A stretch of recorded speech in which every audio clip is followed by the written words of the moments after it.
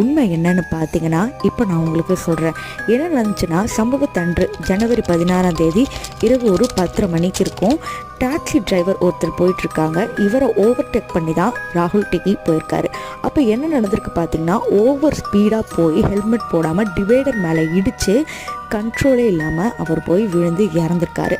இதுக்கு எவிடன்ஸாக அவர் எனக்கு கொஞ்சம் ஃபோட்டோஸ் அனுப்பிச்சிருந்தாரு. அதாவது இவரோட பாடி ஃபோட்டோஸ் தான், அது இதில் காமிக்க முடியாது, பிளர் பண்ணியிருக்கேன். அது மட்டும் இல்லாமல் ரொம்ப நான் என்னோட கிஃப்ட் அது, ஏன்னா ரொம்ப அடம் பிடிச்சி வாங்கினேன், அவ்வளோ கஷ்டத்தில் வாங்கினேன். ஃபஸ்ட்டு கிஃப்ட்னா பைக்கு.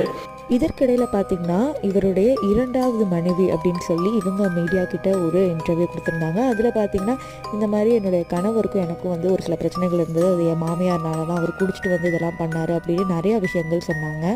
ஆனால் இவர் இறந்து போனதுக்கப்புறம் இவர் ஒரு குடிகாரன், வண்டி ஓட்ட தெரியுதுன்னு என்னென்னமோ சொல்கிறாங்க. அவர் ஒரு நல்ல கலைஞராக இறந்து போயிட்டார். அப்படியே விடுறது தான் நல்லது. ஏன்னா இதுக்கப்புறம் போனால் ரொம்ப அசிங்கமாக போயிடுது.